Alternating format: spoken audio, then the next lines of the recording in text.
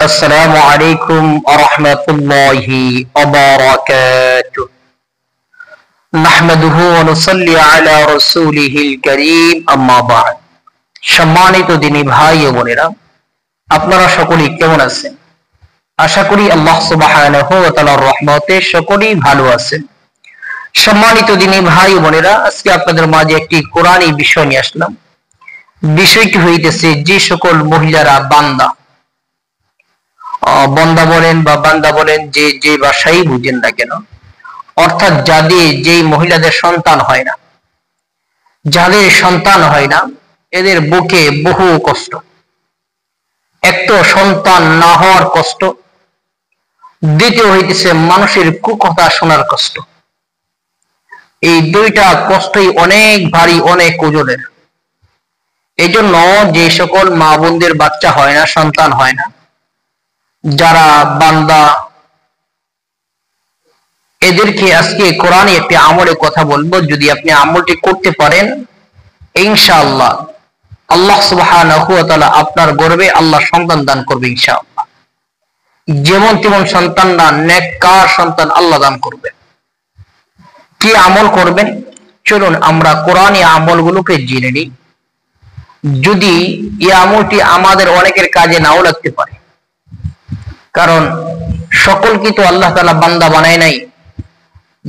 না চাইতে আল্লাহ তাআলা বহু মানুষকে সন্তান দিয়ে দিয়েছে, এই জন্য সন্তানের কদর আমরা বুঝি না। তো এই জন্য আমাদের প্রয়োজন নাও হতে পারে, কিন্তু আমাদের এই আমলটি আমাদের আত্মীয় স্বজন বা প্রতিবেশী যাদের সন্তান নাই তাদের কাছে অনেক গুরুত্বপূর্ণ। এই জন্য এই আমলটা যদি আমাদের প্রয়োজন না হয়, যাদের সন্তান হইতেছে না, আমরা মেহেরবানি করে এই আমলটি তাদেরকে দিয়ে দিব ইনশাআল্লাহ। এতে সে অনেক উপকৃত হবে এবং আপনি অনেক সওয়াবের অধিকারী হবেন ইনশাআল্লাহ। প্রথমে আপনি একটা আমল করবেন।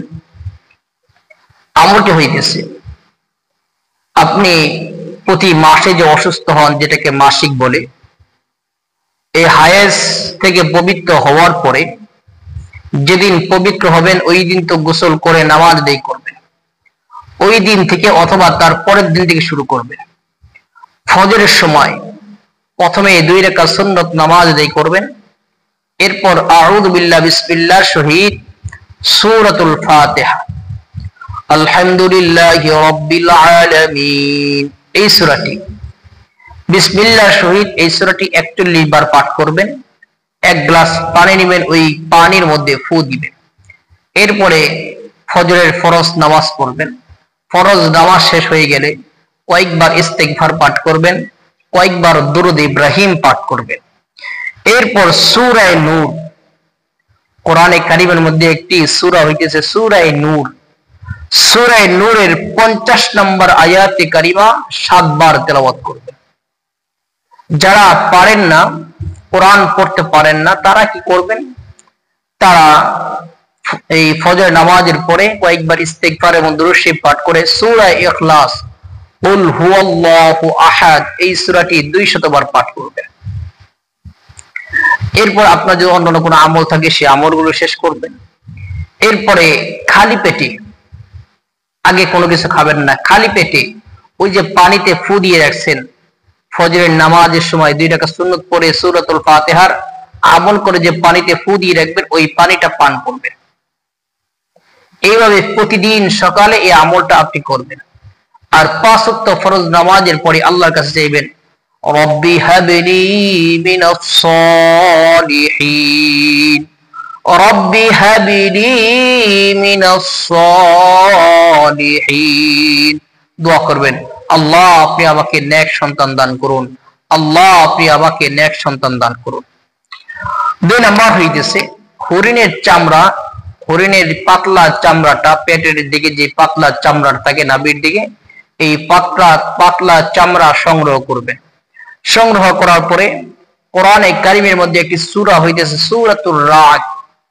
সূরাতুর রাদের 31 নম্বর আয়াতে কারিমা, সূরাতুর রাদের 31 নম্বর আয়াতে কারিমাটি জাফরান কালি দ্বারা হরিণের পাতলা চামড়ার মধ্যে লিখবেন।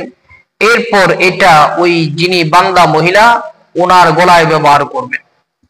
যখন গোসল করবেন বা বাথরুমে যাইবেন, অবশ্যই তখন এটা খুলিয়ে রাখবেন, যখন আপনার প্রতি মাসে যে অসুস্থতা মাসিক বা হায়েজ হয় তখন তার আগে এটা খুলে রেখে দিবেন, যেহেতু কোরআনে কারিমের আয়াত, এটাকে খুলে যত্ন সহকারে রেখে দিবেন। আবার যখন পবিত্র হবেন আবার তখন আমলও করবেন এবং এই নকশাটি বা এই তদবিরটি আপনি আবারও ব্যবহার শুরু করবেন। ইনশাআল্লাহ কিছু দিনের মধ্যেই দেখবেন আল্লাহ সুবহানাহু ওয়া তাআলা আপনার গর্ভে আল্লাহ সন্তান দান করবে। কাজেই এই আমলটি বিশ্বাসেতে করে দেখতে পারেন, আপনার আমল বিফলে যাবে না ইনশাআল্লাহ। আল্লাহ সুবহানাহু ওয়া তাআলা আমাদেরকে দুনিয়ার যে কোনো সমস্যার সম্মুখীন হলে কোরআনে আমল করার তৌফিক দান করুন, আমিন। আসসালামু আলাইকুম ওয়া রাহমাতুল্লাহি ওয়া বারাকাতুহু।